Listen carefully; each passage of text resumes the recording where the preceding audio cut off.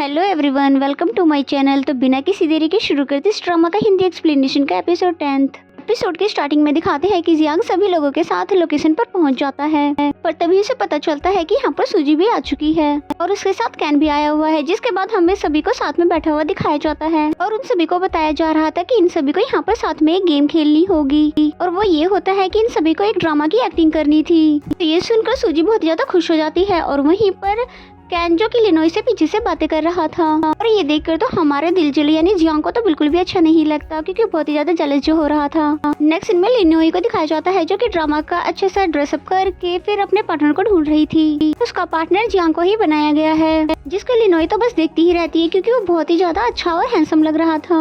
हमें यांग के फादर को दिखाया जाता है जो कि होटल के सभी शेफ का खाना टेस्ट कर रहे होते हैं, लेकिन उन्हें किसी की भी डिश कुछ खास पसंद आती तो नहीं है और फिर अकेले में आकर यांग से बोलते हैं कि आजकल तुम्हारे ग्रैंडफादर बस जियांग की ही बातें करते रहते हैं, कहीं ऐसा ही ना हो जाए कि जियांग को भी वो सूजी की तरह घर वापस ले आए, इसलिए हमें जल्द से जल्द कुछ न कुछ तो जरूर करना होगा। जिस पे यांग भी मान जाता है। नेक्स्ट सीन में हमें लिनोई को दिखाते हैं जो कि अभी भी जियांग के साथ थी। अभी वहाँ पर सूजी आ जाती है और बोलती है कि भाई आप कितने ज्यादा हैंडसम दिख रहे हो, लेकिन लिनोई जैसी बेवकूफ लड़की के साथ आपका पेयर बिल्कुल भी अच्छा नहीं लग रहा और देख लेना भाई ये जरूर आपको हरवा ही देगी।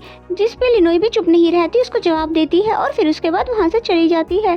फिर सूजी उससे पूछती है कि क्या सच में भाई आप इस लड़की को पसंद करने लगे हो? अगर आपको किसी को डेट ही करना था तो आप मुझे बताते, मैं आपके लेवल की परफेक्ट लड़की को ढूंढ कर लेकर आती। इस पे जियांग उसे कोई भी जवाब नहीं देता और यहाँ से चला जाता है। एंड देन नेक्स्ट सीन में वो लिनोई के पास जाता है और उसे एक इयररिंग देता है और कहता है ये मैंने तुम्हारे लिए बाय की थी। जिस पे लिनोई तो बहुत ही ज्यादा हैरान हो जाती है और पूछती है क्या आपने मेरे लिए लिया है? जिस पे जियांग बोल देता है हाँ, फिर बात को घुमा देता है ये कहकर कि क्योंकि तुम मेरे ड्रामे में पार्टनर हो और तुम पे ये ड्रेस पे सूट करेगी और इसलिए कुछ और समझने की जरूरत नहीं है। और फिर लिनोई से कहता है इसे पहनकर दिखाओ और फिर लिनोई ने जैसे ही उसे पहनने की कोशिश की लेकिन वो पहन ही नहीं पा रही थी। तभी जियांग भी उसकी हेल्प करने लग जाता है और वो दोनों बहुत ही ज्यादा क्लोज हो जाते हैं, जिसकी वजह से ये सीन तो बहुत ही ज्यादा रोमांटिक हो रहा था। साथ ही वो दोनों एक दूसरे को देख के ब्लश भी कर रहे थे और फिर थोड़ी देर में जियांग से दूर हो जाता है और जिसपे लिनोई ने उसको थैंक्स भी कहा।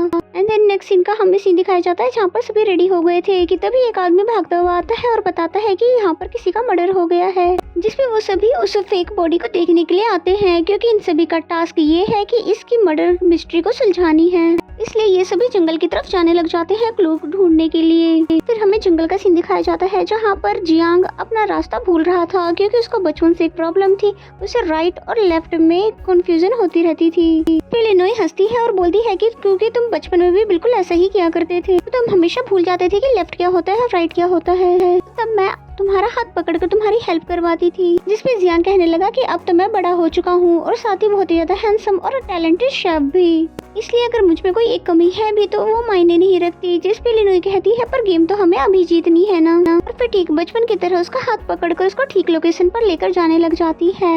एंड देन नेक्स्ट सीन में हमें सूजी और कैन को दिखाया जाता है, जिसमें सूजी को तो बहुत ही ज्यादा बुरी हालत हो चुकी थी चल चल कर, इसलिए कैन उसको अपनी बैग पे लेने के लिए बोलता है, लेकिन पहले तो सूजी मानती नहीं है एंड देन फिर वो मान जाती है और फिर ये मोमेंट तो इन दोनों के लिए बहुत ही ज्यादा स्पेशल हो गया था और बहुत ही ज्यादा रोमांटिक भी लग रहा था। एंड देन नेक्स्ट सीन में हमें जियांग और लिनोई को दिखाया जाता है जहाँ पर उन्होंने कोई सीक्रेट रूम ढूंढ लिया था और फिर ये दोनों जैसे ही उस रूम के अंदर आते हैं तो वहाँ पर बहुत ही ज्यादा अंधेरा होता है। जियांग ने अपने फोन की टॉर्च को ऑन कर ली और उसने वॉलपेपर पे अपनी और लिनोई की फोटो लगा रखी थी, इसलिए वो जल्दी से अपने फोन को हाइड करने लगा लिनोई ताकि उसके पिक्स को देख न ले।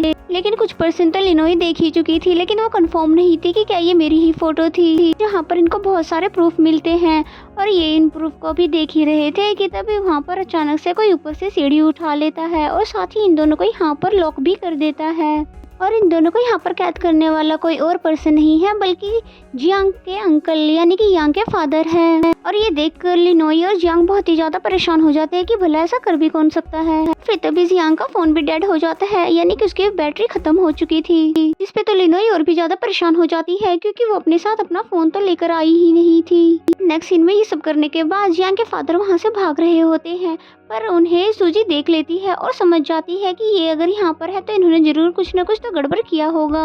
ये सूजी कैन से कहकर उनको पकड़वा लेती है। एंड देन नेक्स्ट सीन में हमें लिनोई को दिखाते हैं जिसे ऑक्सीजन की कमी होने लगी थी। लिनोई बेहोश होने लगी थी, जिस पे जियांग बहुत ज्यादा हैरान हो जाता है और उसे अपनी हिम्मत बनाए रखने के लिए कहता है, लेकिन वो फिर भी बेहोश हो जाती है, जिसे उठाने की जियांग बहुत ही ज्यादा कोशिश करता है। फिर तभी जियांग को फ्लैशबैक याद आता है कैसे उसके फादर उसे कबर्ड में छुपा रहे थे। फिर कुछ लोगों ने वहाँ पर आकर उसके फादर को बहुत ही ज्यादा मारा, जिसकी वजह से उनकी डेथ हो गई थी। इसलिए उस समय अपने डैड के लिए बहुत ही ज्यादा रोता है जियांग। देन सीन फिर प्रेजेंट में आती है जहाँ पर उसको सेम सिचुएशन ऐसा लग रहा था जैसे कि लिनोई भी उसको छोड़कर जाने वाली है।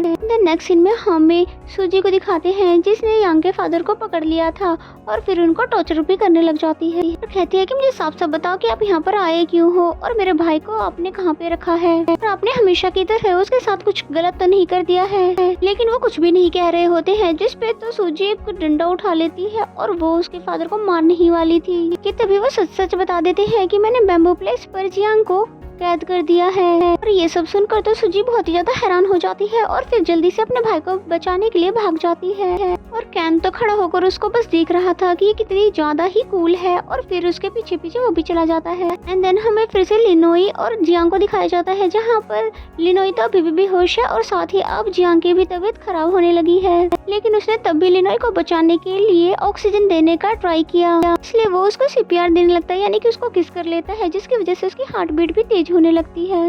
और ये सीन फिर यहीं पे कट हो जाता है। एंड देन हमें नेक्स्ट सीन हॉस्पिटल का दिखाया जाता है जहाँ पर लिनोई और जियांग दोनों ही एडमिट थे। इसका मतलब ये हुआ कि सूजी ने इन दोनों को बचा लिया था। तभी लिनोई उठती है और बहुत ही प्यार से जियांग को देखने लगती है। फिर जैसे ही उसे लगता है कि जियांग उठने वाला है तो वो भागकर तुरंत से अपने बेड पर जाकर लेट जाती है, जिस पे जियांग तो हंसने लग जाता है क्योंकि उसको पता था कि लिनोई अभी यहीं पर उसके पास खड़ी थी। जिसके बाद वो भी लिनोई के पास जाता है और उसको प्यार से देखने लग जाता है, लेकिन लिनोई उठती नहीं है, लेकिन जियांग वहाँ से जाता ही नहीं है, जिसकी वजह से फिर उसको ऐसा प्रिटेंड करती है कि जैसे अभी अभी उठी है, जिस पे वो पूछने लग जाती है जियांग तुम यहाँ, और फिर वो भी पूछता है क्या तुम ठीक हो, तो कहती है हाँ। और फिर जब जैसे ही वो स्लीपर पहनने लगती, जियांग ने उसको अपने हाथों से स्लीपर पहना दी, वो भी बहुत ही ज्यादा प्यार से।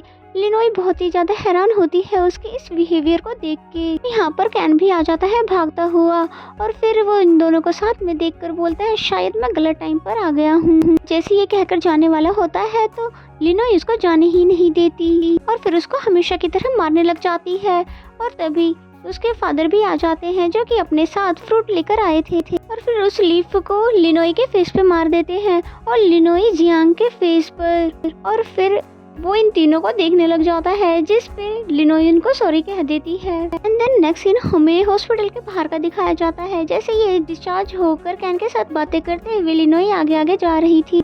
जहाँ पर कैन बोलता है लिनोई से क्या जियांग को पता है कि हम न्यू रेस्टोरेंट ओपन करने वाले हैं, इसलिए लिनोई ने जल्दी से उसको चुप करवा दिया कहीं जियांग हमारी बातें ही ना सुन ले। और जियांग तो हमेशा ही जेलस होता है इन दोनों को साथ में देखकर, इसलिए इन दोनों के बीच से होते हुए आगे निकल जाता है। और फिर उसके बाद दिखाया जाता है कि लिनोई के फादर जैसे ही टैक्सी में बैठने वाले थे तभी वो जियांग को भी आवाज देते हैं कि जियांग बेटा तुम भी हमारे साथ चलो, इसलिए जियांग भी उनकी तरफ आने लगा, लेकिन लिनोई तो नहीं चाहती थी कि वो हमारे साथ जाए, इसलिए जल्दी से कार में बैठने लगती है। और फिर तभी जियांग आके कार के डोर को पकड़ लेता है और कहता है कि क्या तुम्हें याद है जो फिश मैंने तुम्हें 2-3 दिन पहले दी थी, जिस पे लिनोई कहती है कि हाँ हाँ है मेरे पास और मुझे अच्छे से याद है, जिस पे जियांग ने कहा कि ठीक है फिर तो मैं उसको देखने के लिए तुम्हारे घर पर आऊंगा। और फिर ये सुनकर जैसे ही लिनोई अपने सिर पे चोट लगाने ही वाली थी तो जियांग ने अपना हाथ उसके सिर के ऊपर लगा दिया और उसको चोट लगने से बचा लेता है।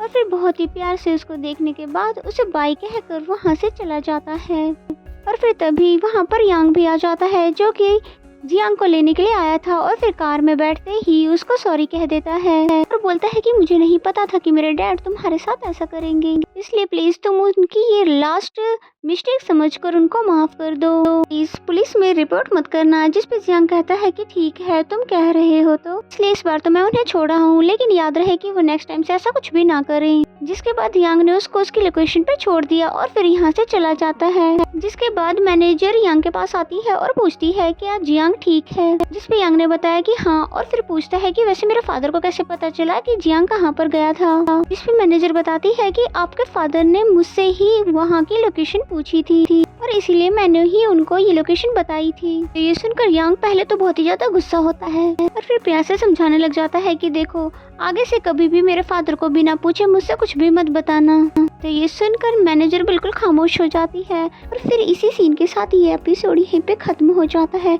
तो मेरा एक्सप्लेनेशन अगर आपको अच्छा लगता है तो वीडियो को लाइक करें और चैनल को अभी तक सब्सक्राइब नहीं किया तो सब्सक्राइब कर लें और बेल आइकन को जरूर प्रेस कर लें ताकि आने वाले सभी वीडियो के नोटिफिकेशंस आ जाए। तो मिलते हैं नेक्स्ट एपिसोड में।